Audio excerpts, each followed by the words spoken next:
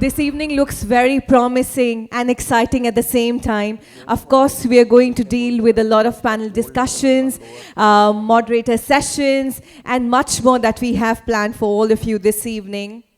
Once again, I will take this opportunity on behalf of ET, Brand Equity, Clever Tap, and just to welcome you all to the Big Leap Delhi Roadshow. Very excited to be here as your host this evening. My name is Manvi Kilnani, and I'm going to be your MC this evening. Ladies and gentlemen, we bring together at this platform the best of the best, the pioneers and the trailblazers from India's top brands, who are here to unravel growth stories and share their success mantras that they have learned through their expertise and their experience, and that can help you propel your business to greater and new heights. So let's get ready to deep dive into how visionary business leaders are harnessing the potential of efficiency conundrum, adeptly navigating tight budgets, to craft profitable customer engagement programs. And of course, we are in the world of social media where everything we do, everything we learn, every experience is going out there in the social media. We would really appreciate if you also share your experience and your feedback on our social media handles, as you can also see on the big screen here, @Brand Equity, @Clever Tap. And as you immerse yourself in the roadshow, don't miss the chance to post about your favorite moments using the hashtag #TheBigLeap. And let's make today's experience unforgettable in the digital world too. Now, to kickstart this evening, I'm sure all of us, we're all set for this experience that we're going to experience in the next one and a half odd hours. To kickstart this evening, let's welcome our first speaker for an insightful featured case study session on the roadmap to efficiency, the Lenskart way. Ladies and gentlemen, without further ado, let's extend a very warm welcome as we invite to the stage Miss Deepika Bansal, CRM Head, Lenskart. Come on, everyone, let's put our hands together. An experienced project and program manager specializing in CRM, customer experience, and loyalty. All the very best. We look forward to have you here with us. And of course, I'm sure the next few minutes are going to be very knowledgeable for all of us. First of all, I would like to thank ET Brand Equity and Clever Tap to give me an opportunity to share my views and experience with such a wonderful audience. I represent Lenskart. So as you all know, that Lenskart has been forefront of changing the customer behavior in eyewear industry. We never thought that eyewear can be buy online. So Lenskart is actually a pioneer of changing that behavior. So before 2010, or I can say before Lenskart, buying eyewear was predominantly offline experience. The people used to believe, because every product the people used to believe is a custom made, because every person has a specific eyewear requirement, whether you want a half frame, your power is different. Nobody believed the product which needs to be tried first can be buy before the trial. But even it's very interesting fact. Piyush actually shared his idea before even launching the Lenskart to his father, because he always believed in father. But his father said, even he didn't believe. He said, people won't buy eyewear. Who will buy eyewear? You need to wear it first. You need to see whether it's fitting to you or not. But Piyush was very confident that, okay, this idea is fantastic. I should try, because he always believed, there is always a thin line between the offline and online experience. And thankfully, Flipkart has launched in 2007, right? And they have started electronics in 2010. So people have actually, there is literally a shift in the mindset of the consumer behavior, how they used to perceive the online behavior. So that's why he said, okay, the line which is between online and offline is actually blurring. The people have started taking into consideration the online experience for the products which needs to be touched and feel, right? So after running Lenskart for 4 years in online space, after understanding the consumer behavior, Piyush feel actually, there are still a lot of people who still wants to try. They are still not very confident on buying the online eyewear. So there is still untapped market. So we decided to go omni-channel. But before going to the omni channel, there are a lot of things which we need to plan, because so that's why Piyush has actually invested. We actually invested in a lot of services and technology. You must have heard home try on, home test it, home eye test at home, and it's, of course, our VR technologies, because that actually enable us to invest a lot of money in these services and technology. So what is the purpose of investing the money in the technology? Why? There is always a question come why, because Piyush is a techie guy, and he always firmly believe that you have to give the experience through the tech, and technology is one of the enablers, because we want to give the confidence to the user. We want to invest to boost the confidence of the user, that okay, the product which you really feel that needs to be tried first, you can actually buy online without any worry. And we want to inculcate such kind of behavior in the customers. And to be very frank, these technologies actually work for us, and how they bring more value to the Lenskart, and how they brought more value to the customer life cycle. In pandemic, everybody was sitting home, right? We were not able to go out. So, but your eyewear, you might broke your glasses. So that is the time what we have realized, that people has actually started our try AR services. Our usage of the services has been increased by 150%, because it doesn't matter whether you're sitting at home, you still need an eyewear, because eyewear is something, it's a functional unit. You cannot operate without that function, because everybody is sitting on the laptop and doing the work, right? Even the post pandemic, because people were very concerned about their safety, they don't want to expose in the open market, so they still took a lot of services. They even visited the store, but they still prefer, rather than testing the product offline, touching it, because a lot of people has touched it, so they prefer to do the try AR things. So after 4 years, we not went omni-channel. The first store which we opened in 2014, but there was always a question: are we going to be successful in a category where customer is actually learning new and new behavior every day? Because they are learning, they are a new they are people who are actually learning. How can I, because Lenskart just initiated that experience, so now it's time for them to exploration phase, right? They are not only buying the product from Lenskart, they are actually exploring multiple channel to buy eyewear. And this is a category where you don't need to replenish like grocery, that every second month you have to do that. No, uh, it's more or less like a functional unit, right? You need a eyewear. I mean, 100% people will agree here who wear the eyewear. You wear eyewear or eyeglasses because you need it, and because of that you maintain it at least for a year or 2 years. So replenishment was very challenging, because as a new brand you have to grow, right?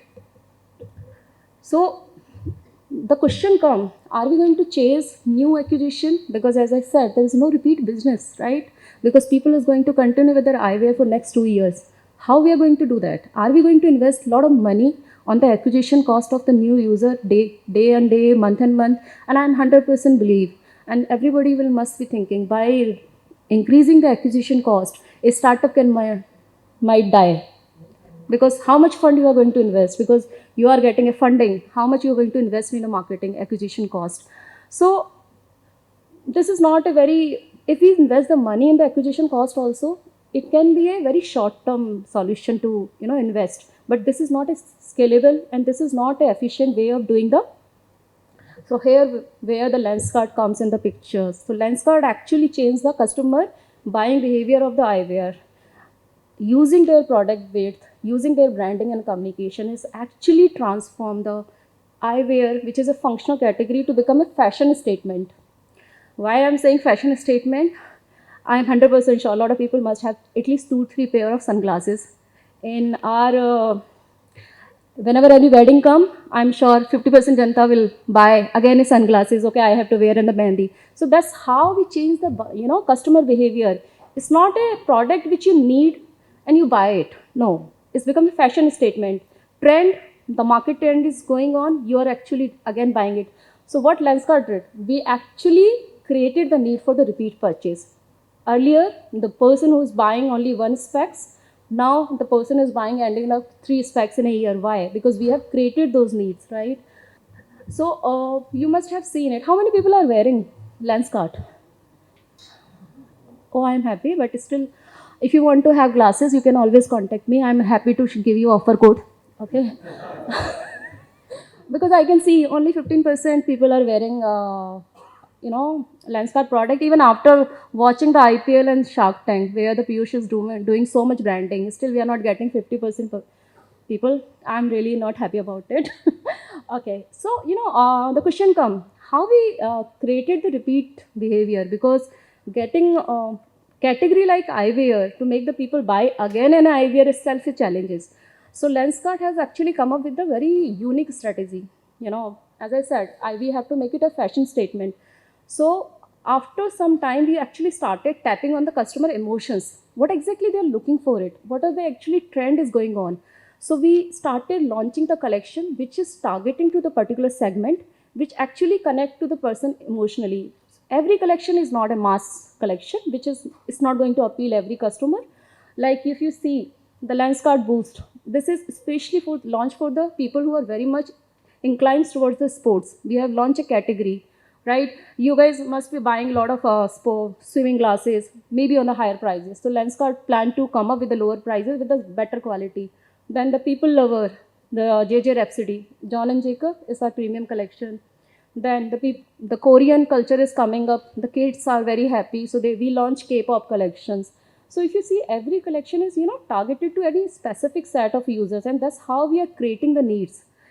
Now, maintaining a existing user and giving the value for their life cycle is like Lenscart mantra.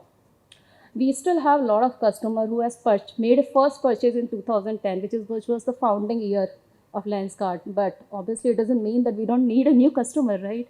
Every growing consumer business has to run a brand awareness campaign. Piyush stint is also one of the part of that. You can understand, but still, we don't believe in. We always believe that we should invest in. Brand awareness campaign which actually translate in the business outcome. Otherwise, we will never prefer to. That's the Lenscart approach of investing any brand communications.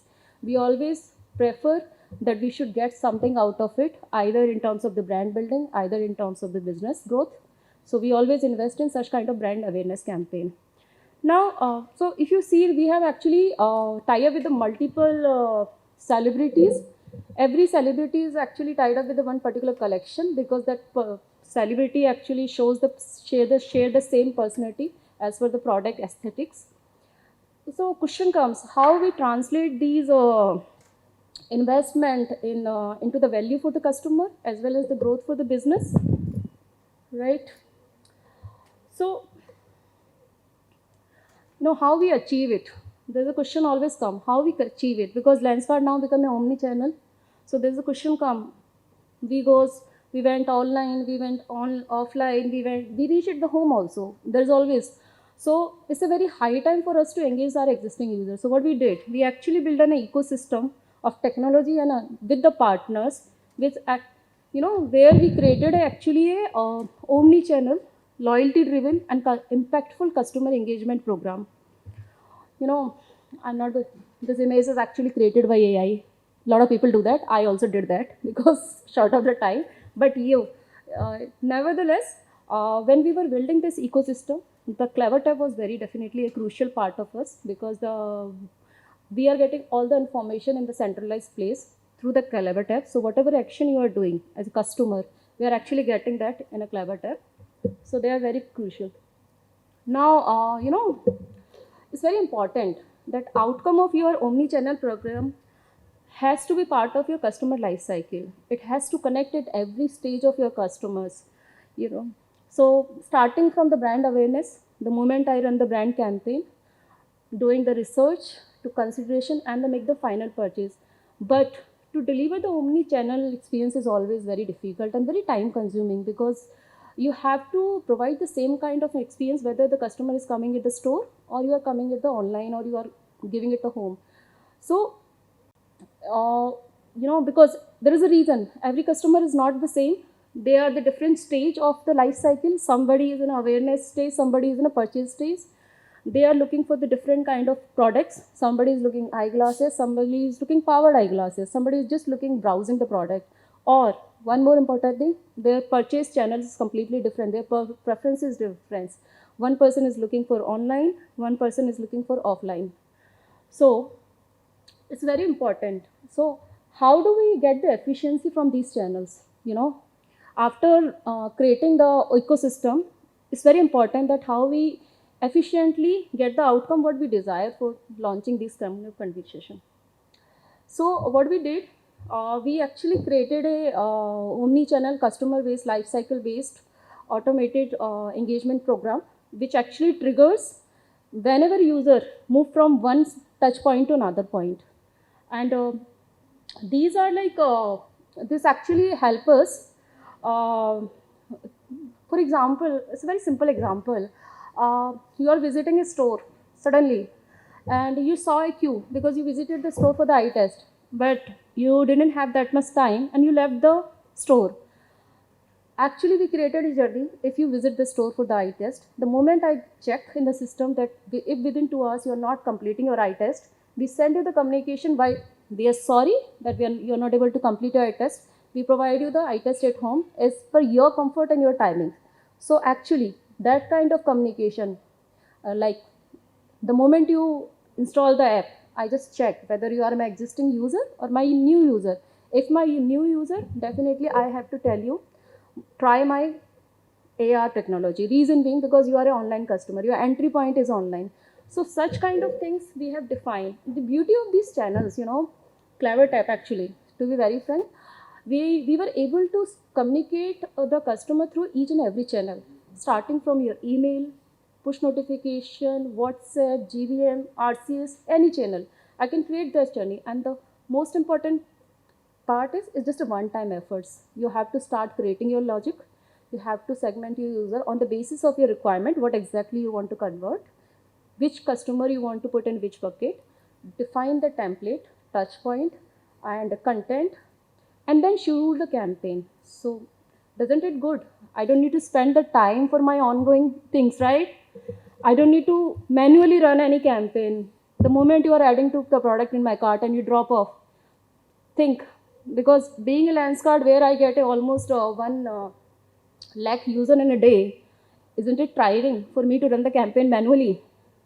Definitely, it's very tiring and it's very time consuming. It's actually waste for my resource, my team time, because they can invest their time on a more productive way. So this is actually a one time. Only thing which you need to do, that you always need to review the performance and you need to keep updating your content every month. What I suggest, I mean, reason being because if a user is coming in the same journey twice, he is going to receive the same communication. So we need to keep freshness in our communication. We need to make sure, because obviously Lenskart is putting so much effort on the repeat purchase, so we are not going to leave you if you leave the, we make sure that you make a repeat purchase within a month only.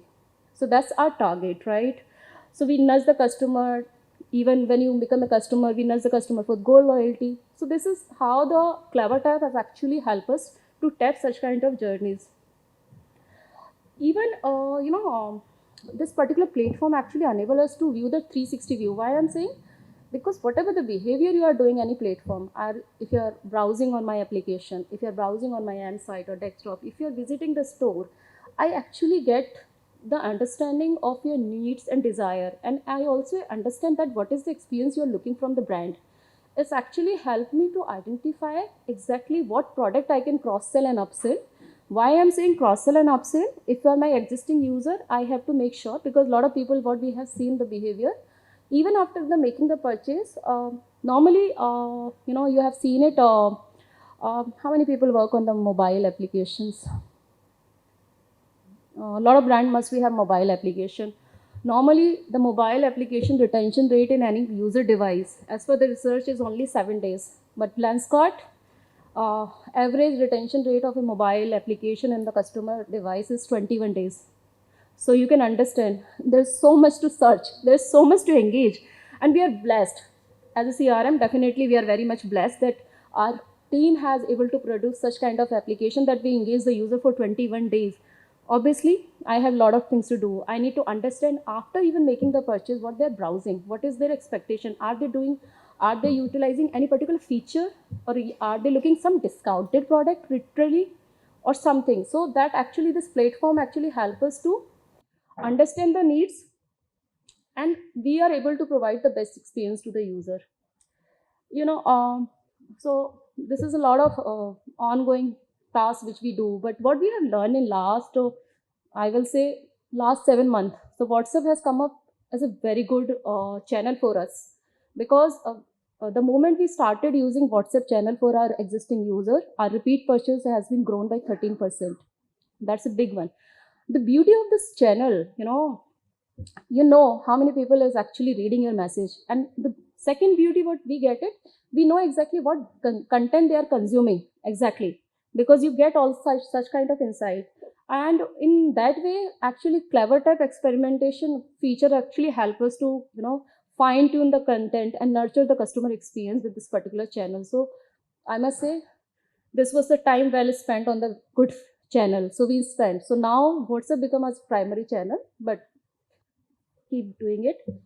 Oh, I was telling on the so we witness a true impact of our marketing ecosystem when we stitch together our all investment into the conversion driving machine. Because you must have seen, we do a lot of OTT things. We have done regional also. We run a lot of quiz. We have done your we launch a lot of quiz during the lot of TV programs. That's how the leads flow to our system. Obviously, we latch on the Piyush presence also on the Shark Tank. We are using the offer and no offer game, where we ask the people to predict that who is going to get the investment. Yes, and we also utilize that opportunity for launching one of the best collection performing, which is Hustler. Currently, I am also wearing. I love this color.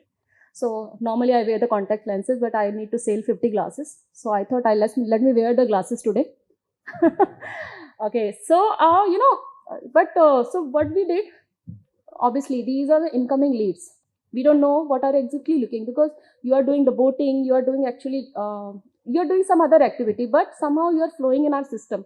So what we started did it, we actually tied up all these awareness initiative into the LK cash. We started giving the LK cash, which actually allows to user to use for the additional discount and offers.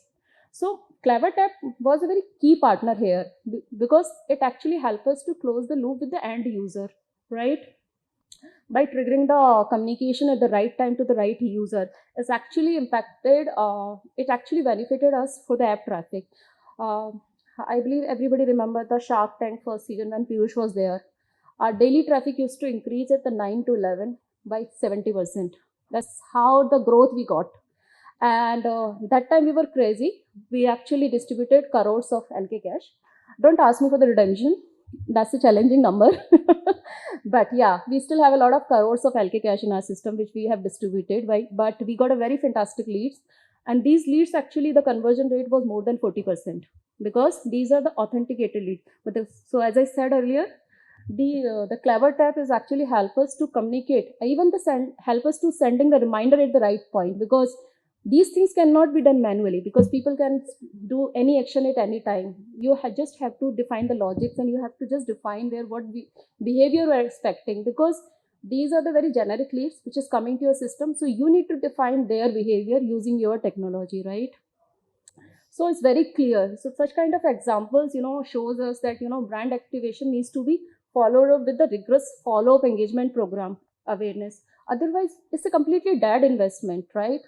If simple, if I'm getting a 50,000 lead in my system, if I'm not able to follow up, it's a dead investment. Why we are investing money in the Shark Tank? Why we are investing the money on the branding? Because we want the people to come, and we want to do the conversion on that one. So if you're not following your branding activity with the engagement plan, it's just a waste. I think it's a question to ask, are we really able to connect all the dots together? If we are not, then somewhere there is a miss. And I should say Lenskart is doing fantastically, irrespective which platform you come, because this is only one platform, but there's a multiple platform. You talk about we just launched a Blinkit quick services, because IPL is going on. So everything which is going on, because we have at least 20-30 platforms where we are getting the leads flow through the different market initiative, and then CleverTap has actually helped us to closing these loops. Now, what are the key takeaways? The first one is, I love this, to prove our parents are wrong. Because his parents said your idea will not work, but still Piyush said, I want to try. I think everybody loves to prove their parents wrong at some time. Yeah, we don't mind. So efficiency is not about the cost. It's about grabbing the right untapped opportunity, or if you don't have an opportunity, then create one. Like we created the demand of repeat business by using our strategies, right? Now, efficiency is all about efforts also. Am I going to spend the same time what I've spent today on the same action? If yes, that means we are not evolving. If no, that means there is a value we are adding. So efficiency is all about value, the addition of the manpower also. How much efforts you are putting, because these days the time and persons are cost rather than real money. Everybody say time is money, right? The last one, efficiency is trying everything together. As I said in my last slide, if you're not tying your brand initiative and not feeding into the one system by doing the engagement follow-up, it's a dead investment. So it's a question for us to ask, whatever the activation, brand activation we are doing, are we really connecting together in one system to getting the benefit out of it or not? That's all from my side. Thank you very much for listening me so patiently. Thank you. Thank you so much.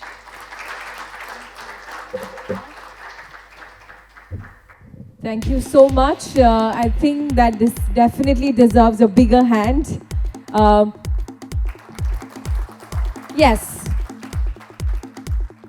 Okay, I think by the time we just set this up, are we good to take one or two questions maybe? Yes, can we have a mic at the audiences? And we already have a question coming from the audience.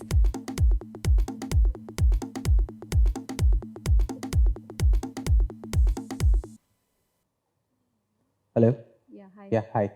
So, great presentation. I just wanted to ask, so if you are aware of, recently WhatsApp made a change with their frequency cap according to a customer. Yes, very much. And there is nowhere written in the error codes or nothing True. that we can predict anything. So how are you guys mitigating the risk of non-delivery? Because eventually all the engagement strategies and everything, if it doesn't get delivered, then it again depends on the organic way of how the customer lands onto the.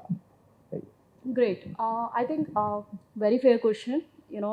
In the starting of last week of March, we also realized, because as I shared in my presentation also, that WhatsApp is one of the primary channel for us, because of the definitely the brand visibility, and we have seen the drop of the delivery rate. Normally, Lenskart believe in the optimization. So whenever we used to send the communication in the past also, we used to see the user behavior. Whether I have sent you 4 communication in the past, whether you're reading or not, my communication is getting failed, because as this leap is all about improving the efficiency on the low cost. So we firmly believe on that part. But yes, how we are doing it, we changed the WhatsApp strategy. Earlier, because we are a retail firm, right? So our maximum sales is on the weekend. So we used to send a lot of communication, and every retail brand used to do on a Friday or Thursday or any holiday used to come. Now we started, how we know that our delivery rate is not going to be like a 90%, it used to be earlier, is going to drop on 70-75. What we started doing it, which actually spreaded our WhatsApp communication in a very different way. We started doing niche targeting. Like we started first with the people who were reading earlier, right, to get the same delivery rate, because they are very responsive on the thing. Secondly, rather than spreading the WhatsApp on the weekend, we actually started working on the weekdays also, and we have seen a fantastic conversion. Reason being, when you select, but when you are making those changes, you have to make sure that what are the user you are looking for it. Are they really responsible? You have to do a lot of work. If I'm sending somebody on the Wednesday WhatsApp, you need to, an existing user, you can see actually the past behavior of the user when he purchased it, what is behavior, whether he was an online buyer or offline buyer. So when you're sending a communication, you have to find a good cohort. I must say, you have to segment your consumer base according to the reactivity. in the past, or if the user is active on the online offline behavior. So completely depend on how you do segment your user using. You can definitely achieve more than 85% delivery rate or read rate also. It's completely on your insights, analytics insights. That's how we are able to tap it. Our delivery rate used to go down by 77%, but now again we bring that to the 87%. Thank you for that question. Thank you so much, Deepika, for answering that for us. I think we're good to take one more question. We're a community of so many people here. So, who's going in for? Okay, there you go. Can we pass on the mic that side, please? So we'd appreciate if you tell us your name along with the organization that you're joining us from. Sure. I'm Sandeep Arya. I'm from iDream Career. Thank you so much, Deepika, for sharing the insights, what Lenskart is doing and how you have overcome the challenge of offline to online user behavior movement. We would love to know about your marketing tech stack as well. Like we know the Clever Tab is one of the tools, but what are the other tools so that we can also learn how we can set up the entire customer engagement journey in the Perfectly fine. So, as I said, Lenskart is a tech-driven company. So, a lot of tech stack is an in-house developed tech stack, which is actually depending on the requirement of our team. But other than the Clever Tab, we have other tech stack. If you want to have exact tech stack, I will definitely share with you after the conference. But you just need to tell me in which field you are looking for it, whether you are looking for the customer services experience, because Lenskart actually invests a lot of money in the martech and tech stacks, right? According to that, I will share the tech stack details, right? Exactly what are the, if even the Lenskart is doing it, depending on the business size, sometimes it depends on the business size and industry also. I can share some of the tech stack which you really want to invest. Yeah. Thank you. A big hand for Deepika once again. Deepika, I would request you to please take the center stage.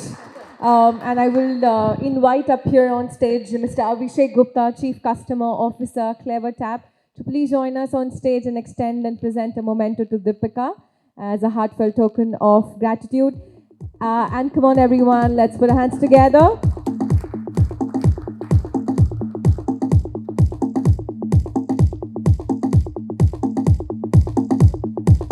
And I'm sure we've had a lot of insights, a lot of learnings from all of you to please keep using the hashtag The Big Leap and anything that's going on social media. Please use the handle @ET Brand Equity, @Clever Tab. And moving on, I'm very excited and elated and privileged to be inviting up on stage our panelists. So please put your hands together for Nimish Agarwal, EVP and CMO, Niva Bhupa Insurance, a seasoned marketing professional with over 15 years of extensive experience across brand strategy, category, P&L, growth hacking, digital marketing, and innovation. Thank you, sir. Very excited to have you on board with us for this panel discussion. Moving on, we have Anirudh Arun, CEO, Blue Smart, an entrepreneur with an aim to build and scale high-impact products. He comes with the varied experience in mobility, energy, e-commerce, mobile consumer tech, and wearables. Let's see what's in the store for us this evening from Arun. Moving on, we have Samir Jain, VP and Head D2C e-commerce, Max Life Insurance, with close to 2 decades of experience in digital marketing and e-commerce. His mission is to build the largest and most loved D2C insurance business in India by delivering value, convenience, and trust to the customers.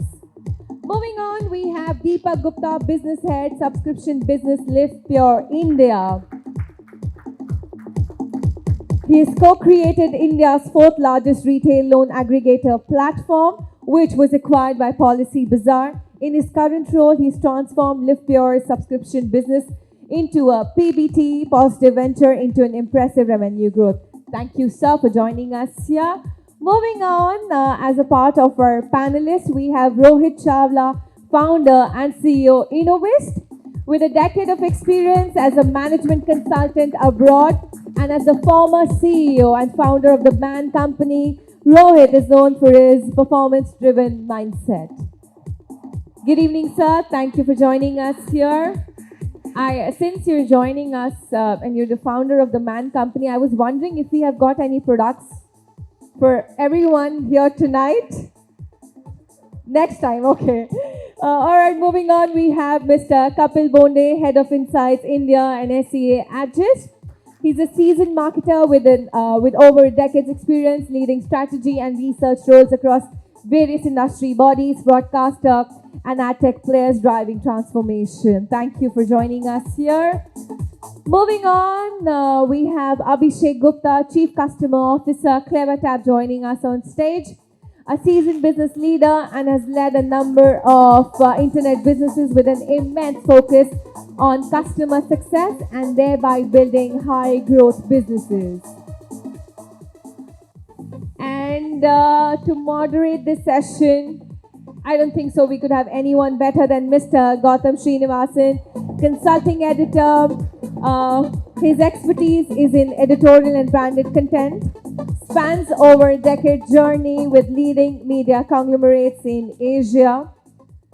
So I think it's time for me to take a back step here and let you drive this entire panel discussion ahead.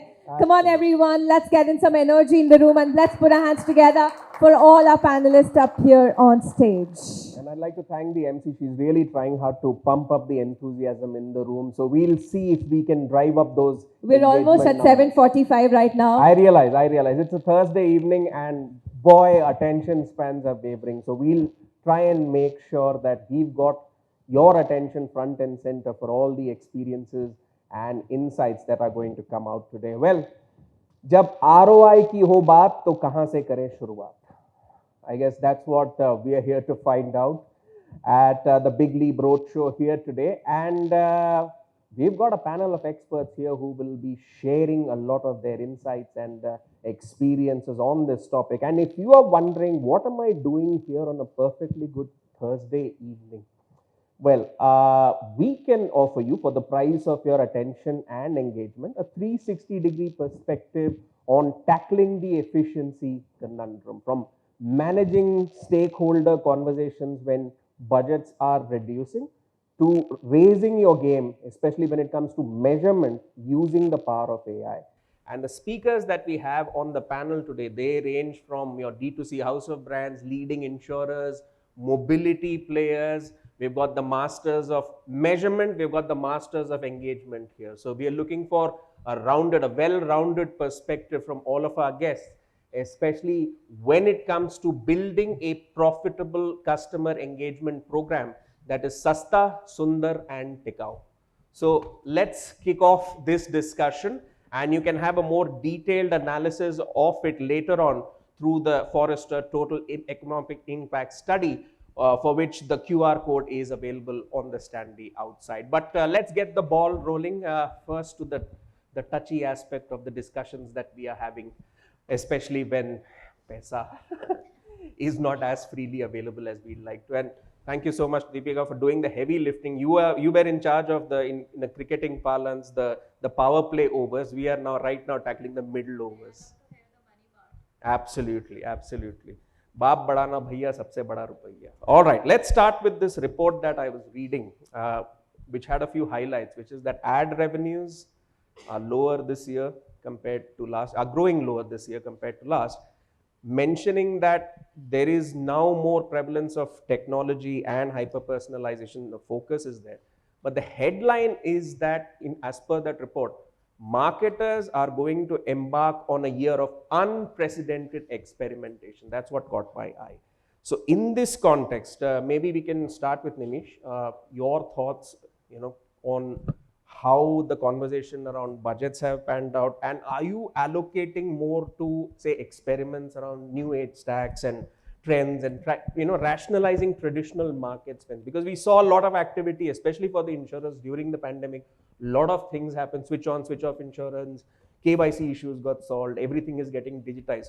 But as we have progressed so far right now, how are things looking? Thank you, Gautam. Right time of the year for budget conversation. We start our budget conversation in January.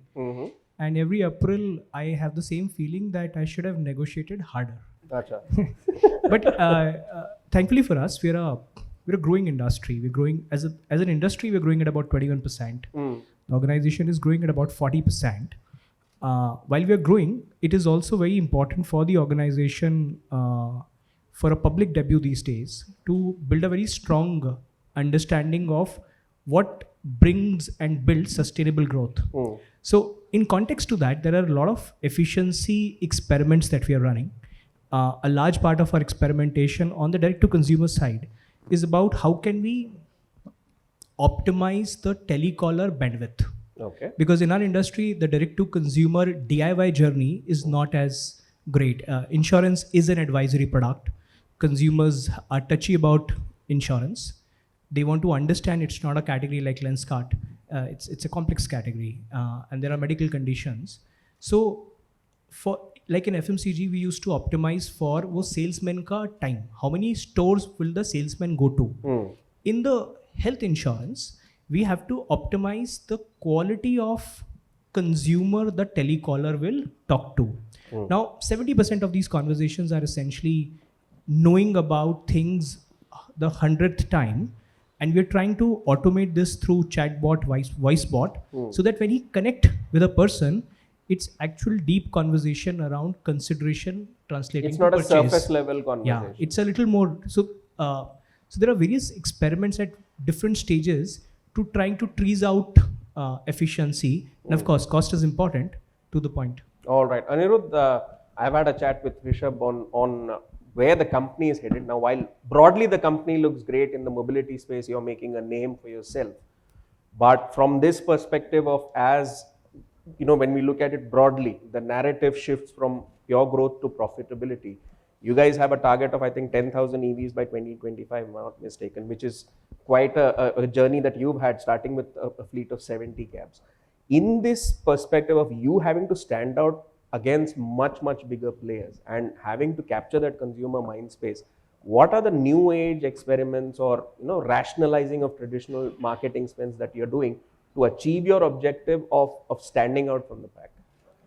No, great question, Gautam. So, see, if we go back maybe a year and a half, I think the fleet size even then was like, maybe 1/3 of what it was today, right? And we've constantly been adding more and more EVs. So a lot of folks here might have taken Blue Smart. Let's take a quick poll. How many people have taken a Blue Smart? Arre, wow. Wow, okay, that's very, very heartening. So nice to see that. Thank you Budget so much for badega. using the brand. That's true. So the idea has always been that it's always been a very, very retention focused brand that we're looking to build, right? I mean, we've never been a very go gung ho in advertising. I was recently telling someone that I think for a brand that at our scale of revenue, I mean, I would imagine that over the last 5 years we've spent less in advertising money than a brand of the same scale might spend in a single season of IPL advertising, right? So that's not. So we've not built a brand around a huge amount of acquisition. It's about like making sure that the bucket is not leaky at all. You're trying to plug all the holes and hold customers, and then you figure out how you can extend their use cases and upsell, cross sell, so on and so forth. But is that unique to you, or is that a model which you see most of the players broadly in the startup ecosystem? So the reason why we would need to do it more than say a lot of other traditional aggregator mobility companies is that there you incentivize supply, you incentivize demand by usually by huge discounts, and you promise lowest fares and so on and so forth, and you offer highest incentives to the driver partners. So you create supply, you create demand, and then later on you try to figure out, okay, can I make some profits by maybe tapering down what I can pay the driver partners and then pushing up the pricing. You just figure out where that equilibrium reaches, and if you're lucky that you end up making a sliver of that, right? But how we have built the brand is that it's a full stack ownership, right? I mean, what we have is we have monthly lease commitments to pay for all of these vehicles, although they're not on our books, but then effectively we are paying lease costs for all of these vehicles. We need to get the driver partners to drive these cars. There's a charging infrastructure that is backed up, that we get a lot of partners to put up, and then there are commitments against this charging infrastructure. And given that the fleet is limited, there are also a limited number of customers that we can service. So I can't go all out and spend $1 million on advertising as well, because that would I would need to figure out exactly where I can acquire demand. Will I be able to service their demand? For example, I was just having a conversation, I think, that you're not available in on Golf Course Road in the mornings, right? So I mean, because that's a place where we have a shortage, even though we have scaled up the fleet by Please 2.5 expand your times. network to Bombay. Between 8 to 10 in Lokhandwala, if you try to go to Lower Parel, it's almost like Absolutely right. And I think there's a megacity problem. I think the top 5-6 megacities will all have this problem. So for us, the entire challenge has been about figuring out where is it that we can spend. This is by targeting hyperlocal geographies, by targeting times of day, by targeting use cases. So for example, I may be able to do a lot more rentals, or maybe I may be able to service a lot more drops where people want to. A lot of people, for example, go to drop their kid at school and then bring them back from school, right? I mean, they book a rental, they go drop them, then bring them back, and so on and so forth. So at that time, I mean, certain times of the day, a lot of people use us for hospital, for their hospital visits, right? At those times of the day, usually I'm able to give you certain products that may be very, very bespoke and customized to your use case. And I may have excess supply at that time as well. But during the office hours, when, the roads are jam-packed, I may not be able to provide you the best possible mobility, because I probably have to prioritize certain loyal customers. There are a lot of folks in this room who would hate it if we don't give them a slot and give a new customer a slot, right? So I would need to figure out that as well. So all our, a lot of our data stack is about figuring out who are the customers, when do they want these trips. We have a lot of intent level, understanding. When people open the apps, we try to figure out, okay, what is the kind of persona that we are facing here, and then we also then figure out in terms of marketing campaigns the particular use case or a problem that we would wish to solve, right? intent mapping from the get-go. And then a lot of these are done on heuristics, and a lot of these are done on triggers, right? I mean, by using that user's instantaneous behavior, I could push them a notification, I can push them an offer, I can push them a particular kind of product, and that would help as well. So that's, I think, the overall how we are looking to build this out. Maybe you can tie up with some gift providers as well, in case I'm supposed to go for an anniversary meet with my wife and I don't get a cab. Maybe there can be a gift provider tying up with you. Maybe maybe Rohit can have a conversation with you on tying up on product. But we'll move on the conversation, and I'll come across to Deepak, because I love your business. From water purifier to air purifier, it is just meant for a subscription business, right? So when we talk about experimentation, are you guys playing it safe? Because technically your business lends itself perfectly to a subscription model. Our business is very different. We are giving consumer durables on subscription, which is very unique in India at least. So when we started this business, we were just wondering, how will we acquire customer? Whether we'll acquire customer through push marketing, or will acquire those customers who are in need of these kind of things. So when I joined, earlier we used to spend a lot of money into push marketing. So but we thought probably no, let us change our business model. So first of all, we started working on identifying customer where there is a real need. Okay. The second part, we thought that probably this is not a business where I need to invest a lot of money into branding. Okay. Instead of that, we thought that this has to be a service-led business, and sales is going to be a byproduct. But how is that? Because you've got larger players who established their mind share. Then how do you counter that? No, there was a white space in the market. Achha. Okay, the water purifier market is considered to be a market where there is lot of fake selling or something. A customer feels mistrusted. Okay. He or she feels that this water purifier, whatever components are being added into this, I don't know whether they are genuine or not. Okay, so those are some of the things. I've had those conversations. Yes, and apart from that, so we said, you do whatever you want to do. I'll take care of everything, and if you don't like me, throw me away. Okay, there is absolutely zero exit cost. So those are the things probably which help us in acquiring the customer, and at the top of it, that is the service. It's a service-led business. So for us, sales is the byproduct. It helped us a lot in gaining referral. So my referral, I may not be able to disclose, but my referral percentage is very, very high. Okay. Another part is, like you said, acquiring customer is very difficult or very costly as compared to retaining it. So we focus a lot on our retention part. Okay, so these are a couple of things which have helped us in reducing our acquisition cost to a large extent. And I like that focus on a service-led business Yes. being the king rather than just plain selling of a product and Yes. baki sab raam bharose. Yes. All In fact, right. in our calls, just to add, in our call center also, and we used to do it in my previous organization also. We never used to tell that these are my call center agent. They are my advisors. So You made it a bespoke experience. Yes. Okay. Okay. So we always tell them that you are advisor. Your job is not to sell, but to advise. Most of the people, they don't know what is the difference between one water purifier or another water purifier, what are the technologies. So if they explain, the people start connecting with them. They feel that, okay, I'm talking to somebody who is adding value to this conversation. Okay, and exactly the same thing we used to do in our loan business also. We always used to tell that your advisor, your job is not to sell a loan, but to advise that customer about that particular loan. And I think that's where a key role of data comes, because when your service agent is advising a potential customer, how smoothly that interaction goes, and a customer can figure out whether this agent is knowledgeable or not, is understanding my needs or not. And in the background, if data works to support your service agent to provide that advisory role, that's when you have. Yes. So there are algorithms at the back end that help you in identify, what is to be communicated to the customer. But all right, fantastic. All right, let's expand the conversation to our other guest. Samir, I'll bring you in to talk more about upgrading your MarTech quotient in this times of doing more with less. So upgrading your MarTech quotient, data quotient to convert insights into action.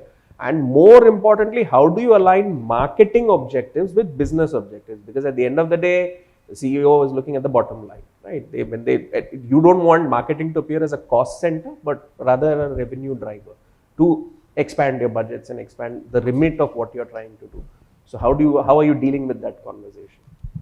I'll take your second question first. I'm in an interesting industry where everything that marketing does is measured with an ROI lens, and performance reports to business, which is happening across various industries. So there's a business lens to everything that marketing does. We are not just responsible for generating traffic or for generating leads. We're responsible for driving business outcomes. Any memorable conversation you've had in the past 4 months? Any memorable conversation? Yeah, I've had many. We'll take those memorable conversations offline. Oh. But yeah, so specifically for our industry, it's easy to generate a lot of top funnel interest, but not be a large chunk of it will not be serviceable, because we can only cater to users who are salaried, who are able to justify their salary through ITR, are healthy, have a certain income, are from certain pin codes, because there are certain pin codes which are not serviceable by life insurance industry. So it's important for us to be very, very sharp in terms of who we are targeting through marketing campaigns. And that's where the bridge between marketing and business gets built. All right. So that was the second question. To your first question, I think we've invested a lot in our MarTech stack over the years. Any examples you can share as to how your MarTech and data quotient has significantly grown over the past 3 or 4 years? So for instance, all our customer engagement channels, SMS, email, WhatsApp, web push, contributes to almost 40% of our overall acquisitions. So how we measure this data is that out of 100 customers we acquire, how many were at least once bought back to the website through our engagement channels. So more cross-channel push is ensuring that you're getting more and more customer responses to your websites. Yes, because there's a lot of leakage from the time somebody expresses an interest, let's say creates a leads or lands on the website, to eventual conversions. And hence there's a lot of heavy lifting that the engagement channels have to done. Again, to the point where the product is sold through agent advisors. However, it's the job of technology and communication and all of these engagement avenues that we have to make the advisor's life easier. All right. So how can we assist him better and help the customer move forward? So, all right. It's all boiling down to making sure that your frontline force is equipped to deal with customers in the right way possible. Yes. That's the story coming on. All right. Let me get a founder's perspective on this question. Rohit, let me come to you. When you look at your team and say, "Rishte mein to hum tumhare founder lagte hain," what are the conversations which are happening when they are trying to convince you कि हमें please expand our budget. We want to, market the brand to newer cohorts. We want to try new things out. In terms of upgrading your MarTech and data quotient, how are you doing it? For us, we are a digital first company and we are still mostly digital. Most of our revenue, in fact, 99% is online, right? So the advantage of being online is that there is a lot of data. I mean, the world has evolved, the e-commerces, the websites, etc. We don't have a tech stack, but we do use Shopify. So there is a lot of data for us to see, whether it's marketing, website, etc., to kind of have indicating factors what the budget should be like. So we do not have a issue as such as some of the larger companies have in terms of where there's a lot of physical marketing, there's a new launch, which are massive launches, etc. So ours is more like a very You already got a cohort of customers who like your products, but what if tomorrow you want to go omni-channel? You want presence in stores? Are you right preparing now for that? we are in certain stores. That's where 1% of our revenue is coming from. But we are not right now as a house of brand right now. See, if I were a single brand, there is a limit to how much you can grow online. But because we have multiple brands, like there's a brand called Bare Anatomy, it's a hair care brand. There's Sunscoop, which is a sunscreen, etc. Right? So for us, we are decently growing online, so we do not have a need to go offline right now. So that works out for us. Most of the revenue is sort of coming from performance marketing or the repeat customers or the organic through whatever activities we do. So from us, from our perspective, things are relatively different. And it works out because I manage some of it as well, and I've done some of that in the past. So I think I do not need a lot of convincing what it should be. So But any guardrails you have set to align marketing with business objectives? Sure. I mean, there are a lot of metrics. We also have a lot of analytic systems as well. In that sense, we know what kind of CAC is acceptable, what kind of ROAS is acceptable, right? Return on ad spend, right? On a channel level versus across. Sometimes you know because you attribute everything to your website in terms of performance marketing, but the truth is that the customer is omni-channel in that sense, right? We might be running an ad on Instagram wanting people to come to our website and buy, but end of the day, they could just buy it from, let's say, Blinkit. And I've seen this happening at home. Like my wife is ordering, one of my chemist at place body wash. Khatam ho gaya tha. She was buying it from Blinkit. I'm like, what the hell? Like, you have a massive discount code. You can just get it. But the whole experience of getting it delivered in a couple of hours was far more important than a discount code for her. And this kind of an experience tells you the customer can buy from whatever is convenient for them, right? So we don't push customers to buy only from a website. So the ROAS the metrics, while it is attributed only for the website, but we also have to see holistically because metrics alone do not give us the complete picture. It has to be done in a more holistic way to kind of get to a real truth. Sometimes the answer lies at home only, where you can figure a new way to, reach out to your customers and make sure that they're having a great experience with your product. All right, let's bring in the measurement and engagement masters. Kapila, I'll come to you from Adjust, considering the heft that you bring to the table when it comes to measurement. Your perspective on how brands are sort of upgrading their MarTech and data quotient and aligning marketing objectives with business objectives. Yep. So I think over the period of the time over last 2-3 years, we have seen two business cycles. One where the funding was at its peak. That's why the metrics were pure growth. Like everyone was chasing growth at any cost. But later on, as the funding cycle or the funding winter came in, then the metrics changed, and now everyone is looking at profitability. So that's where, if you look at, so these kind of metric prioritization changes from different business cycles to different business cycles. So that's where across all our set of app marketers, what we have seen is a lot of app marketers are actually focusing more on something called a payback period. That is like for them, the first thing is return of investment is important than return on investment. So that's where they are trying to look for ways about how they can actually improve their payback period so that they are able to improve their cash flow position. So a couple of trends which we have seen is like basis our data which we provide, they are focusing on those kind of publishers, those kind of markets, those kind of creatives, campaigns which are having a very small payback period. And this also translates to the kind of creatives or the promotions they are designing because, for example, if you are if you have to promote, let's say if you are a subscription app, and if you want to promote, let's say a 1-year package, 3-month package and 1-month package, then what we have seen is people are actually focusing on promoting the 1-year package, because if you can get the money upfront, that's something which is more important, because you are able to again improve your cash flow position. So that's You're one locked in. You're locked exactly. the customer. You are locked in, and you are able to, means instead of spending money on 3-month subscription and then again trying to retarget the user to pitch him the next offering, that's it makes sense to have higher focus on yearly offerings. So that's what we have seen, that people are actually focusing on promotions which are more long term, so that they are able to lock in better revenue. And it's happening everywhere. I am seeing at my local bus stop, what the conductor is doing is he is cutting tickets for everyone before they board the bus, because once you bought the ticket, you are going to take the bus, right? So I think sabke paas ye idea aa gaya. Right. So like a lot of these offline learnings are there, but translating into the online campaigns, that's difficult. But that's what we have seen a lot of the successful brands doing. So that's one thing. Additionally, people, since like now no one wants to spend additional money, or like the budgets are constrained to acquire new users, what they are also focusing is on retention. So one thing what we have seen is, I would like to cite the example of gaming. So gaming is one genre, especially the casual games. They serve you a lot of ads. Like you play one level, there is an ad.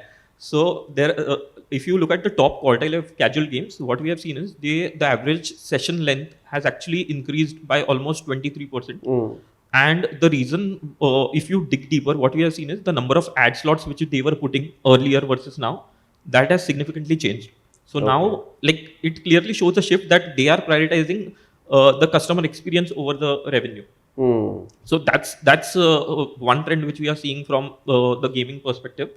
And lastly, talking from the measurement perspective, marketers are also like questioning the measurement players a lot. Like, how are you adding value to us? So that's where, like, though the industry has scaled beautifully over last touch attribution, a lot of marketers have become conscious and they want to understand the interplay of different channels. That is how they are playing with each other to achieve the final objective. It's like the goal, like how a football team plays. So different players play a different role, but it's the striker who strikes the goal. So like how, so if you give the complete credit to the person, it is not fair. So that's where other players have also played the role. So similar thing is what people want to understand, that which touch points are playing what role in pushing the final conversion. Absolutely. So that's where multi-touch attribution related conversations are actually, we have seen they have actually gone up.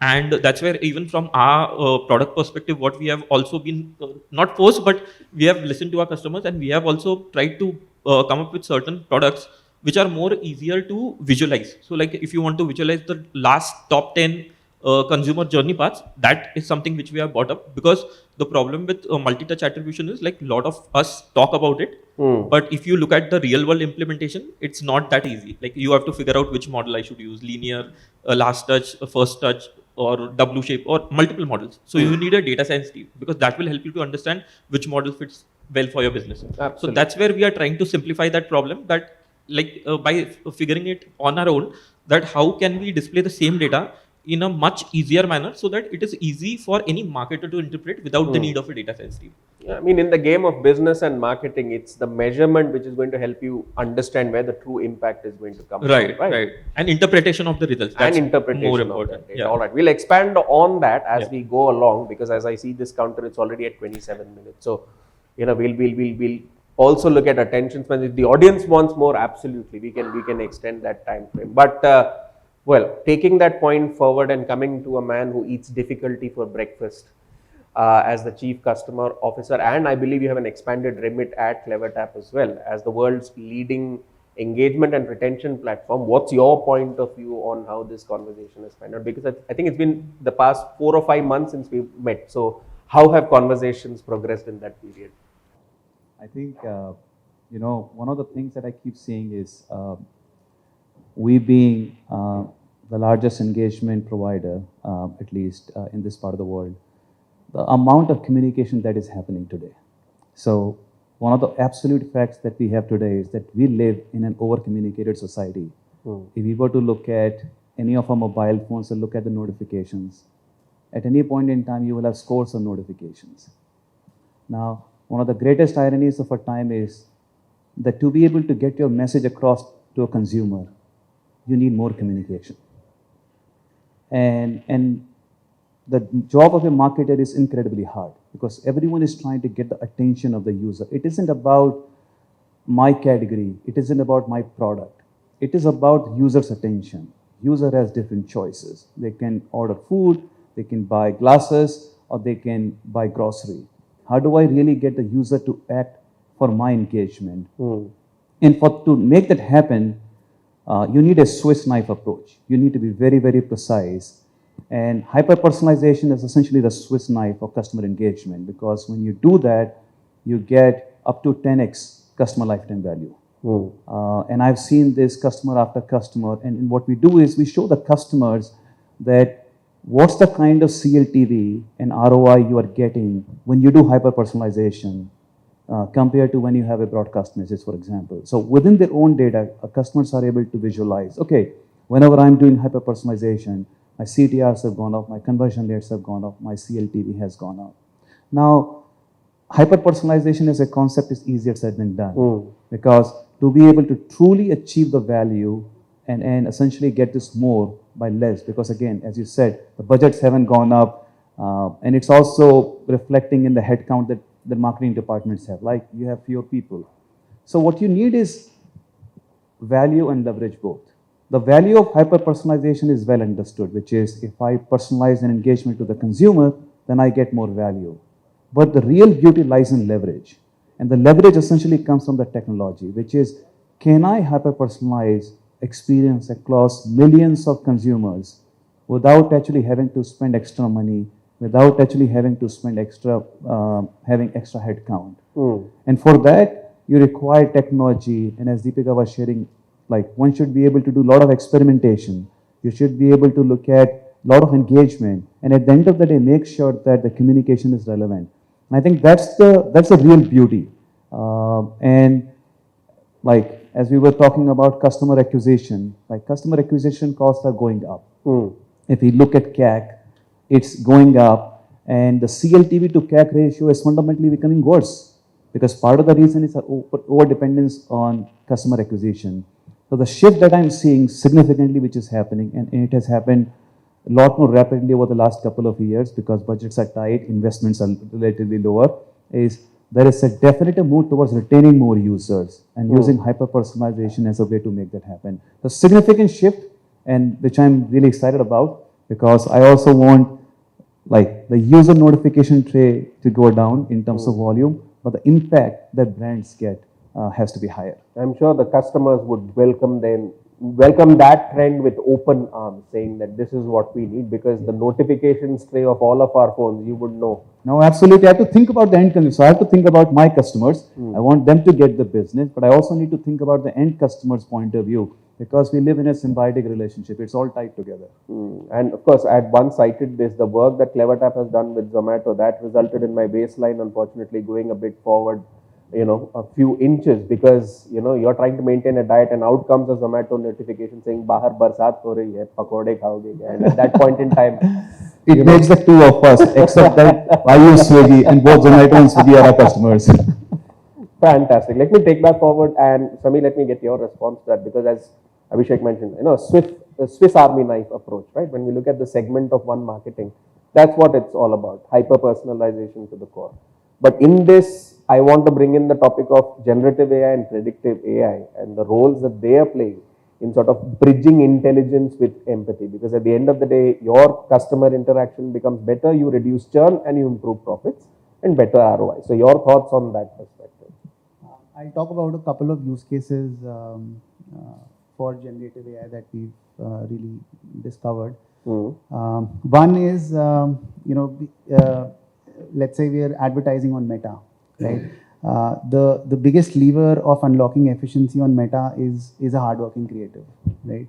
And no matter how good your creative team is, you will get a winning creative after 10 or 15 failed creative attempts, right? So the velocity at which you're able to churn these winning creatives actually determines whether you win with your spend on that platform or not, right? And AI can actually increase that velocity by 10x, In one of the interactions with BCG, they were proposing a solution that they've built. Is that as a brand, you feed your target audience, you feed your brand guidelines, you feed the kind of creatives that have worked for you in the past, and the AI can generate winning creatives for you at a very rapid pace, right? So that's one use case. The second use case is specifically in our industry, there's a lot of information asymmetry and trust deficit. So we did a primary research to understand why so many people actually drop off after the payment stage. And the primary reason was they are not equipped with all the information that they need to decide which product is the right product for them. Also historically, because insurance was Post sold, the payment stage. I would expect post payments there's... No, I'm talking about you're on the payment summary and you drop off. Okay. Right? So you've reached the payment state and still you drop off. Okay. And when we called them up, the majority of them gave this reason that they don't have all the information at their fingertips They to take still the feel decision. that they're not at the right mind space to take that. No, it's about having all the information that you need. That's what I mean. Yeah. That's what I mean. Yeah. So that is one. And the second is historically, insurance was sold offline, right? And a lot of it was missold. So that has actually created a trust deficit with respect to what the industry offers and the goodness that the industry offers to its customers. So there is a large role that we have to play, as an industry to bridge this trust deficit and information asymmetry. And what AI can actually do is, irrespective of what is on your mind, we can actually feed all the wealth of information that we have to the AI engine, and we could have a search console, as the first port of call of any customers who's coming on our assets, and they can actually query anything. Let's say I just want to check what are the different insurance products that are available and what features are really relevant for my specific needs, and the AI can actually respond. To change that experience, because when you say go to a website and you see that wealth of information, you're not able to process what is it trying, how is it relevant to you. Correct. In comes AI and makes it a more personalized and relevant experience. But from these two use cases that you have mentioned, and the role that AI and generative AI is playing, what are the results showing initially? As in, are you seeing uptick in retention numbers? Are you seeing more interest coming from customers? These are still in deployment stage. Abhi tak deployment Yeah, stage. we're still to see results, but we are fairly bullish on the outcome. More power to you. Let's see if those numbers go up. Abhishek, quick addendum from you on this bridging intelligence with empathy using predictive and generative AI. I think AI, the underlying promise of AI is productivity. Like I should be able to achieve a lot more by practically not doing anything, so to speak. And we have seen AI playing role in, like you spoke about predictive and generative AI. And the value for a marketer comes from both. Now, if you look at predictive AI, there is the job of a marketer is so hard because we're trying to get them to achieve certain outcomes without they knowing how they are going to get there, right? So there is a lot of guesswork theoretically that was involved before. And what AI is helping do is, the predictive AI is helping do is, given the fact that we have massive amounts of data today, the marketers today have an ability to predict an outcome to a certain extent. That, okay, if I really want to assess how many of my consumers are actually going to buy over the next 30 days if I do not intervene, I actually can get that cohort, which is great. And if I know who are least likely to buy, I can also get that cohort. So the ability to get the data and engage with the users fully knowing what they are most likely to do or not likely to do on your app or website, it's a great advantage for marketers. So predictive AI is playing a huge role in making marketing a lot more of a science and empowering marketers to achieve the business objectives, where the goals are only going up for the marketers, but the budgets are not. The second is the use of generative AI. Now, of course, generative AI has become like a big buzzword, but what we have seen is generative AI is a huge enabler, especially for people who have to write content copy. And that's where what we have seen is two things that are happening. Number one is, when we talk about the empathy, how do we make it more, add more emotive quotient to it? There are two things that are happening. Number one is communicating to the user for the right kind of emotion that we want to create. So if you want to say, through our engagement, we want to drive FOMO, then let's try and create. If you want to drive trust, for example, in insurance, right? Then let's try and communicate in a manner that generates trust. So that creates value for the user. And for the marketeers, it's important that my communication is essentially reflecting my brand's personality. Like the way I communicate, like you gave Zomato's example, right? The brand personality of Zomato is very different from the way, let's say, an insurance company would communicate.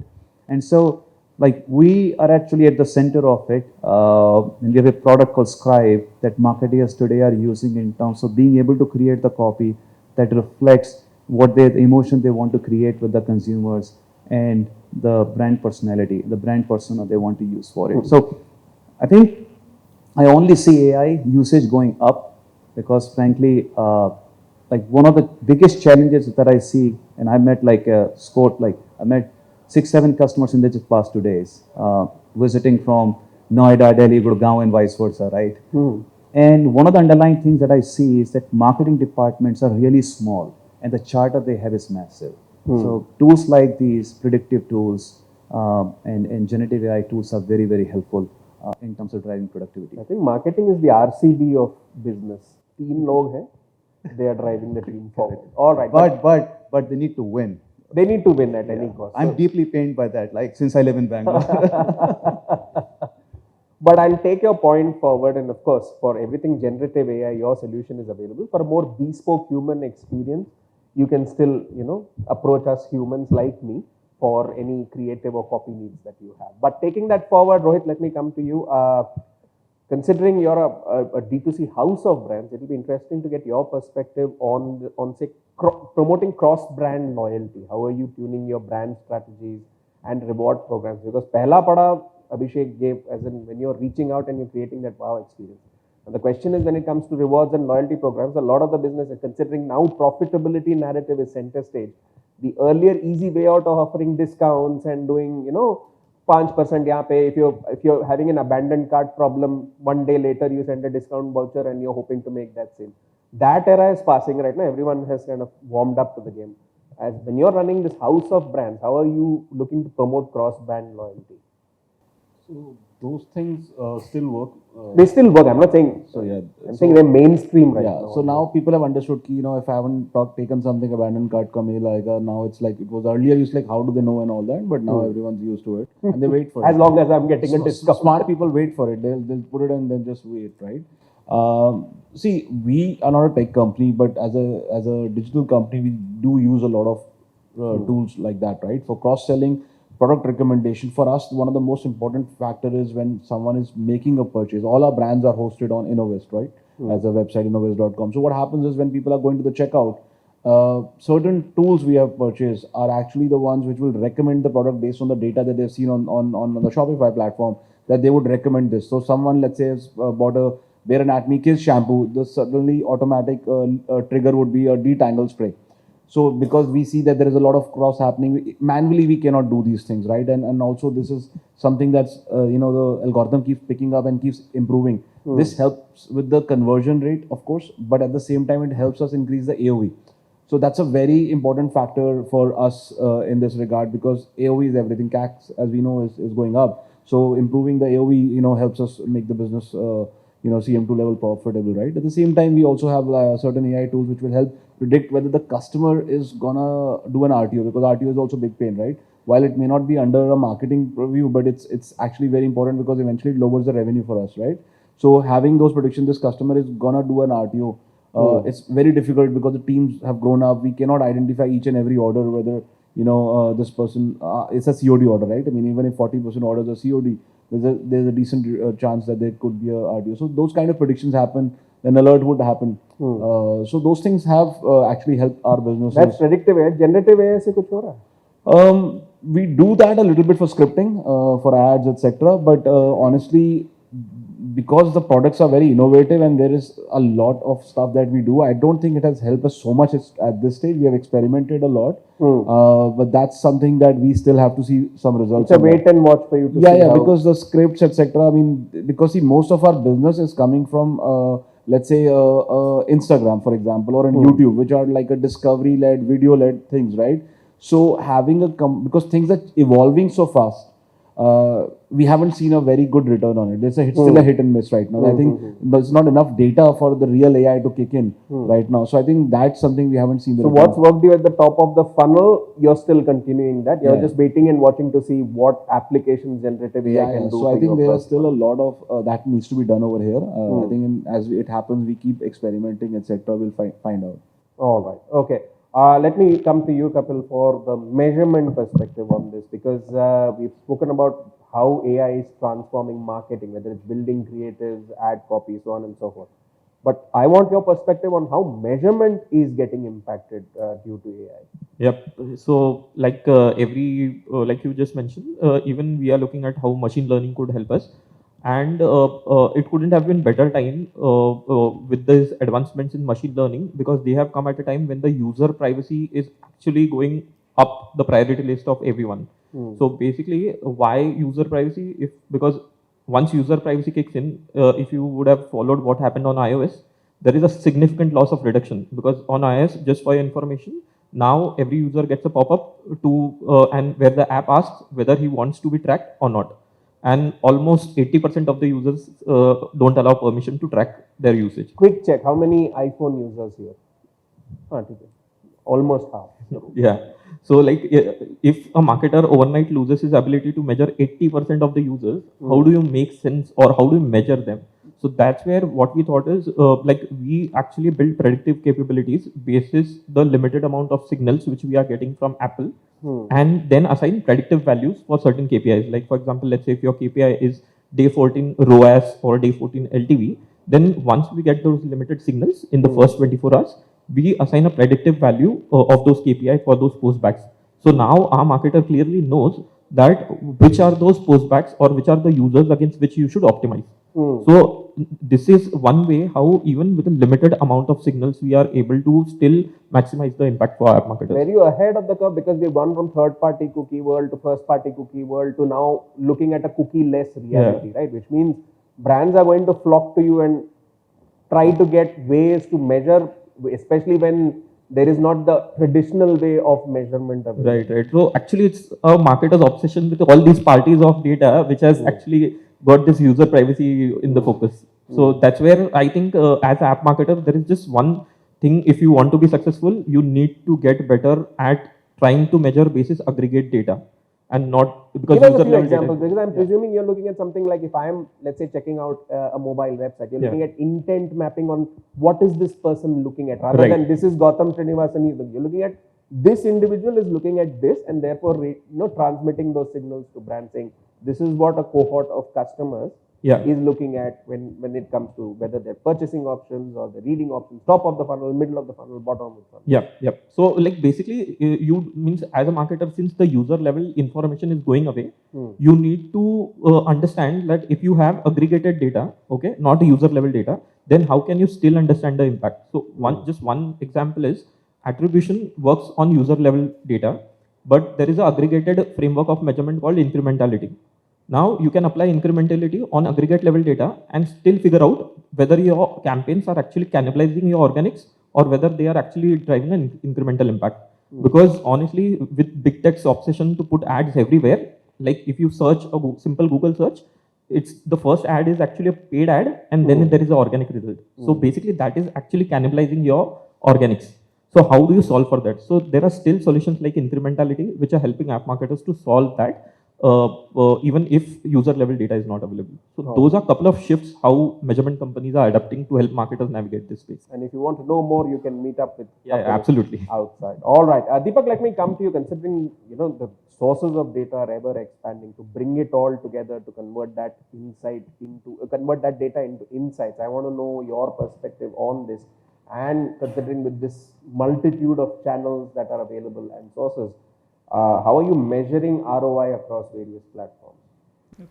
See, we have various sources of data, everybody has.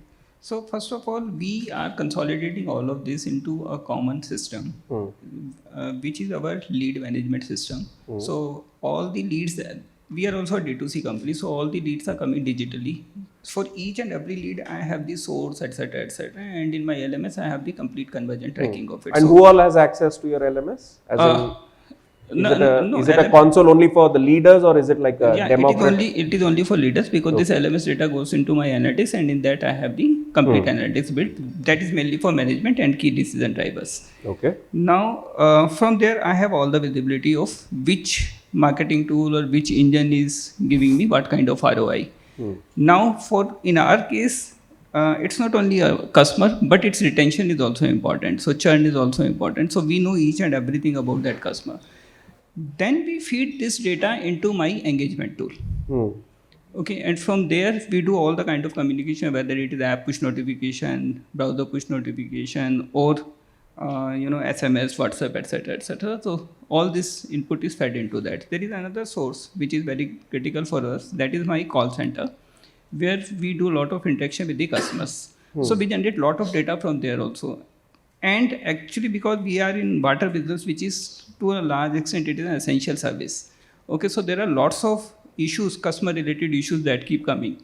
Okay, so I have to ensure that all these issues are tackled at the So source your itself. response time is paramount, right? Because if the machine stops working, I'm not going to have water. Yes. Right. So Yes. response time, reducing response time is of course Yes. one of the primary concerns. Yes. And moreover, मेरे लिए सबसे बड़ा problem है that there is absolutely zero exact cost. So customer can throw us out at any point in time, and that cost is very high for us. First of all, I'll not get any revenue, and secondly, this machine will come back to me, which I need to refurbish and give it back to somebody else. So that call center is also a very good source of information for us. It tells me a lot about my customer. It tells me a lot about their pain areas. So we collect all this information also, and again we feed it back into our engagement tool.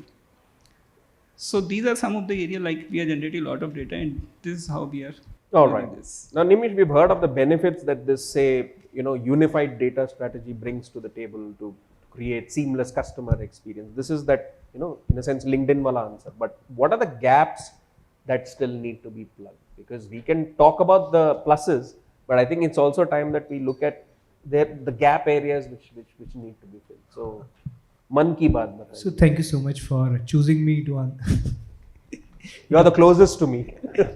See, I think we are work in progress. There are gaps in terms of a lot of technology and data bridging tools that are available. They expect the data to be in a certain shape. They expect the data to not have a noise. They expect legacy CRM systems to talk to each other. Like, for example, in our organization, we have 5 CRM systems. Somebody has taken a claim. The claim history is in one CRM because claim is a high involvement process. Somebody is in the hospital, etc., etc. Then there is a service CRM. Somebody wants to add a family member, delete a family member, change address. Then there is an acquisition CRM. Now, one of the biggest problem is that when you build a pipe with any of the SaaS player, they expect the data sanity to be done at the company's end, right? Most of the guys who work on the technology side, they are not martech guys. So उनको बोलो data ingest करना, वो कहता है ये लो कर दिया. The governance of data and the quality of data that you put in. I'll give you a very classic example. We use one of the tool for communication and we built a full engagement journey and we were like, मजा आ गया क्या engagement journey बनाई है. We started sending a person who has taken a claim from Niva Bupa Health Insurance, welcome to the family of Niva Bupa, which is an onboarding communication, because there was a repeat entry happening and the system understood as a repeat entry, because what happens is once you take a claim, there is another line item that gets added. एक और row बन जाती है. System starts treating that एक और row as a new customer which has been acquired, because the two CRM systems don't speak to each other. So the biggest problem is somebody to really set it up right, like you set up your own house during Diwali. You light each lamp, you look at what is going, and the most important thing that I've learned is always put 7, 10, 15 people in all journeys that you're running. So that as a customer, you also get a notification, you also get a welcome email, etc. So we did this with a pilot of 1 lakh consumer and we didn't know. हमको लगा बड़ा मजा आ रहा है. And we started showing dashboard. See, we now have open rate, ये WhatsApp, SMS, trigger, etc. And we started running it for 2 months. and we said we started taking new use cases. We've done onboarding, let's do engagement. Now we started thinking, look at our confidence. We started saying, if somebody who's got a bypass surgery, why can't we give him, after claim settlement, etc., once he reaches home, why can't we give him tips and suggestion on how his heart can stay healthy? हम वहाँ पहुँच गए, जबकि हम claim वाले को welcome to नीवा ऊपा family कर रहे हैं. फिर एक बार हमारे किसी लीडर को मैसेज आया, उसने बोला कुछ गड़बड़ हो रहा है. तो इन अ मीटिंग यू से क्या तुम ही में ही खराबी है, everything else is good, right? Then I checked back and I realized there was genuinely a mistake, and the mistake was a tech mistake. So one thing is, these things will take time. It is 2 steps forward and 3 steps back, but there's nothing else that you can do about it. The most important thing is always put 15-20 people in all journeys that you're putting. It is spam, but we are paid to be spammed. I mean, the amount of spam that we unleash on our consumers, I think it's okay to get 50-60 notifications a day. So that's one thing that message we're working truly on. came from the heart from Nilesh. But I appreciate, I mean, this is a therapy session, and it's all these stories that we are bringing out. And the important point, as you have stated, is that there's context, content, and common sense at the end of the day when you're trying to successfully build the bond with your customer. So thank you for sharing that story, Nimesh. All right, I noticed that we just have some time left. So Anirudh, I'll come to you for your viewpoint.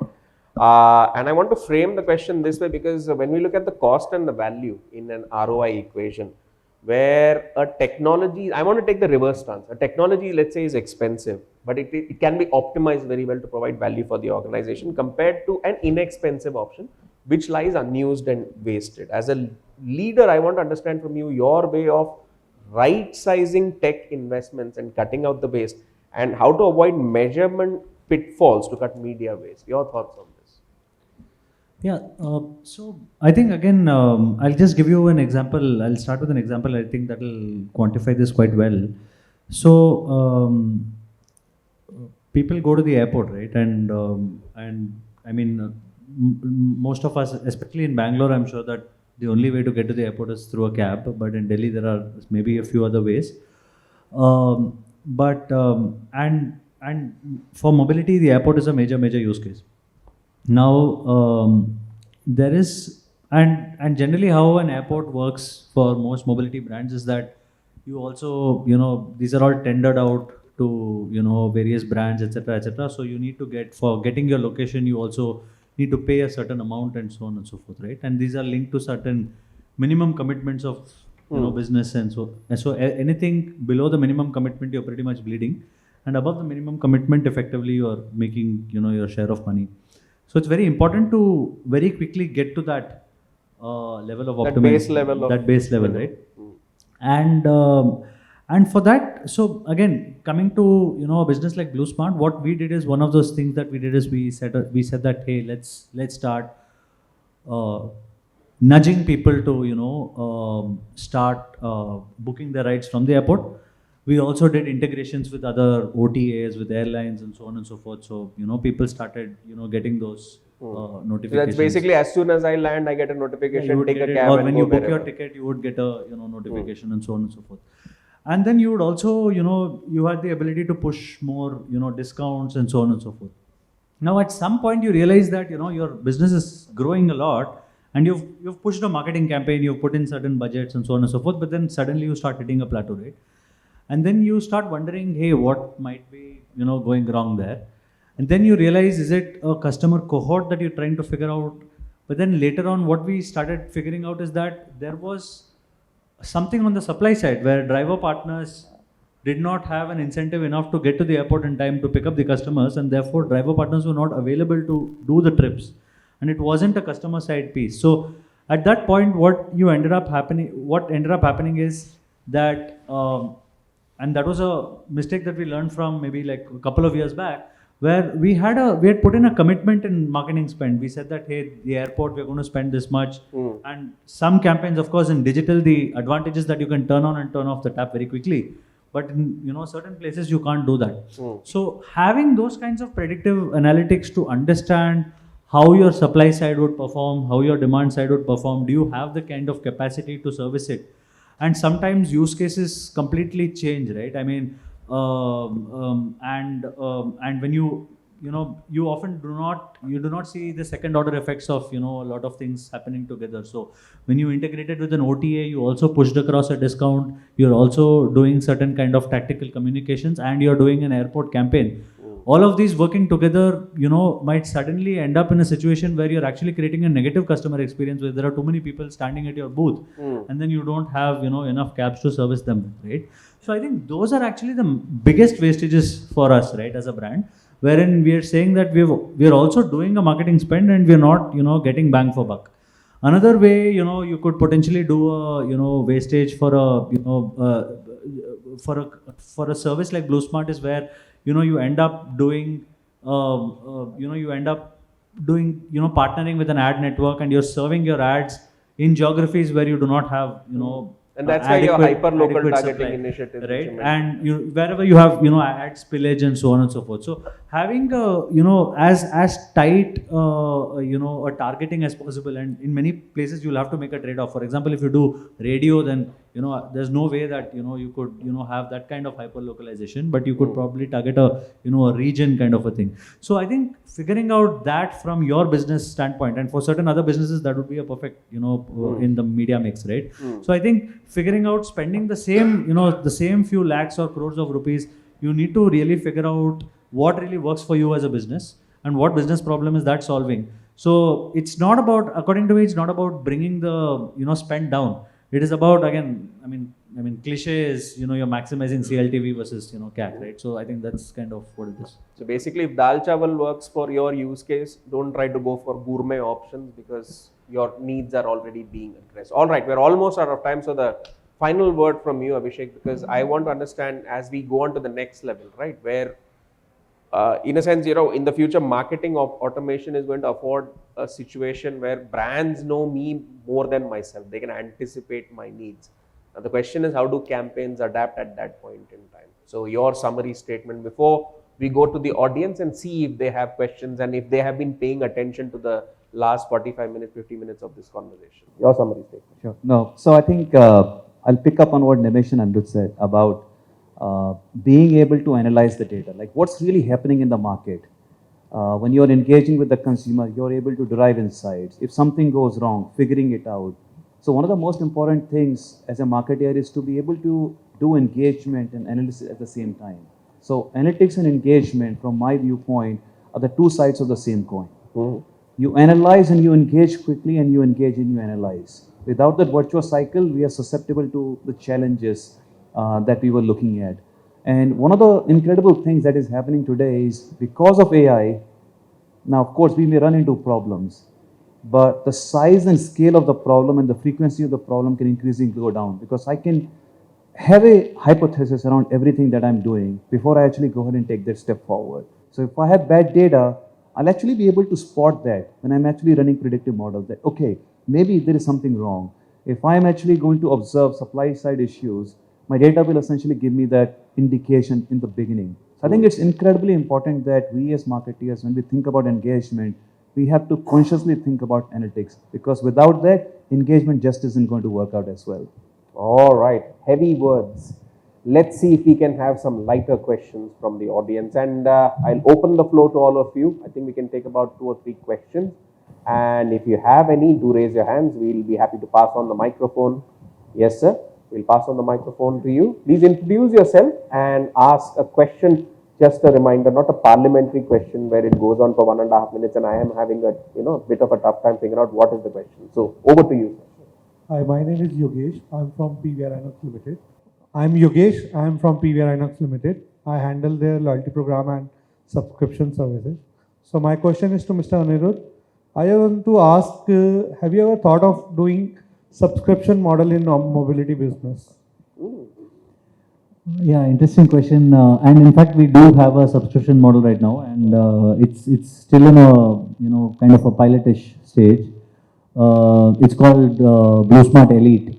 So we it's a way in which, again, locking in customers. I think we talked about that. We talked about quick commerce is doing this in a different way. Food delivery is doing it in a different way. But in mobility, I think what we are trying to do is we're not doing it as a discount product. We are doing it as an experience product. So we believe that there are certain users, and there's a massive premiumization that's happening across the board in all mega cities in India.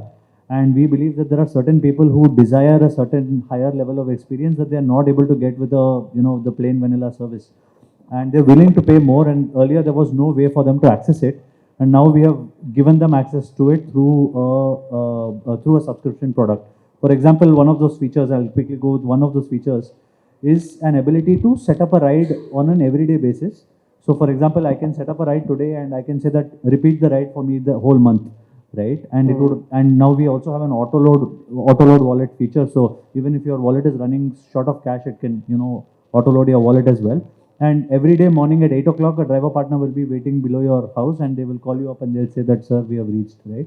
So I think that product is one of those features of a subscription model that we've started, and I think we will go deeper in this as well. If my driver was here, he would be freaking out right now, but point taken, and I'm sure you and Deepak have some notes to share. Yes, sir.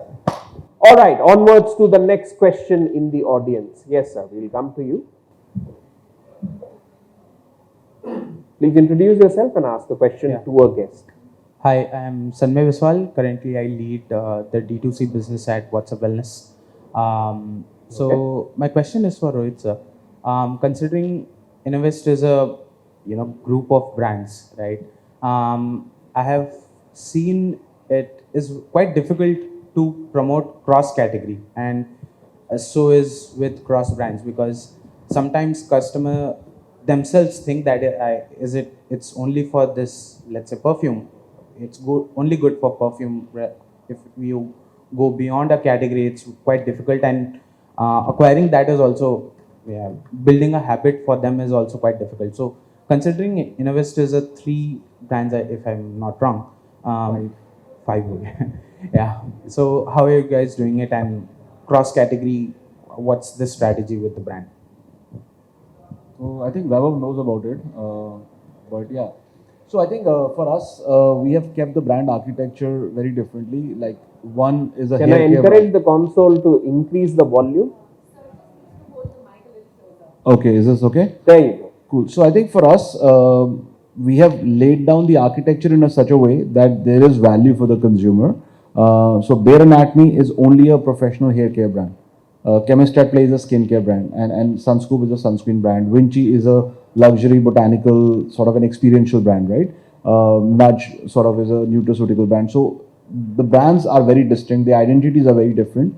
So it's not like all categories are across all brands. So if a user comes for a hair care, they might see something, okay, there's a complementary skincare as well. And that's sort of the journey in upsell, cross-sell that we do. And we do know that because we are all science-led product, like something that's to do with efficacy and trials, etc. So there is the TG, the target audience is kind of the one that appreciates a quality product. So they do understand where it is coming from, the house of Innovest, they have their own lab, they have their own manufacturing. So those things play in the mind, but at the same time, the brands are very distinct from a consumer perspective. All right, how about a final? Deepika, you would like to ask a question to our panelists? Have a longer discussion. I'm so sorry, Kapil, right? Because obviously there are a lot of problems which we also face because we have applications. So, actually I was having a discussion with my online head. We wanted to try this in-app notification, and we were having a mobile push, right? So we were actually having quite a heated discussion, I must say, because I really wanted to say that because in Android these days the permission is a major issue, right? Earlier we used to have a 58% of push notification, but now our reach has been lowered down like a 44, 45. And as per the rule of the Play Store, you cannot send the communication for getting the permission also, because otherwise you are harm your reputation. So what do you suggest? I mean, as per me, in-app is actually quite a useful channel, but it's actually break the customer journey also, because you are doing a lot of meta ads, performance ads, social ads, and you are actually landing on a particular page using that particular. So what do you think? Which is the better channel in terms of mobile push, or in-app is still usable if I talk about in a Lenskart where we are really heavily spending on the meta ads and performance ads, what do you think? I mean, That's a good question. Yeah. A summary statement quickly from you. Yep. So from a channel to channel perspective, honestly, this would not have a very standard answer because it will differ by category to category. But I think the underlying reason why this is happening in the first place is because a lot of brands, there is a significant lack of trust which is there. So generally, if there is some way you can, while communicating to the user during the onboarding journey, if you can at that point of time clearly state the proposition as to why you require these permissions, maybe and people do it in from different manner. Like for example, I need your permission to deliver a hyper personalized experience, or maybe I need this to incentivize you, or there are different weights which you can put in. But I think during the onboarding, if you have a clear communication as to why you need that, then I think that's where you build that trust. And once you have the trust, I think you would be able to increase the consent rate. So I think that will still be a challenge, but at least having against 20% consent rate, if you have like 25-30%, it always give you an edge over your competition. So I think that is the phase where you need to communicate clearly, so that means even if you increase your consent rate over there, that will significantly impact the downstream metrics. All right. ये तो बस झांकी है, picture अभी बाकी है. That's what Kapil is trying to say. And I'm sure both of you will have longer conversations on this. But unfortunately, the time has run out for our conversation here on tackling the efficiency conundrum. And I hope we've repaid your engagement in this discussion with the kind of insights that we have shared on this platform. On that note, I'd like to thank all of our speakers for taking the time, and thank you so much to our audience as well. Thank you so much, and back to our folks. Thank you so much for that enlightening discussion. Why don't we all say the big leap together? 1, 2, 3. Big the leap. Big leap. Thank you, everybody. The photo has already been taken, but thank you so much. Thank you, gentlemen. Thank you so much. And thank you, everyone, for being a part of the Big Leap Delhi Roadshow.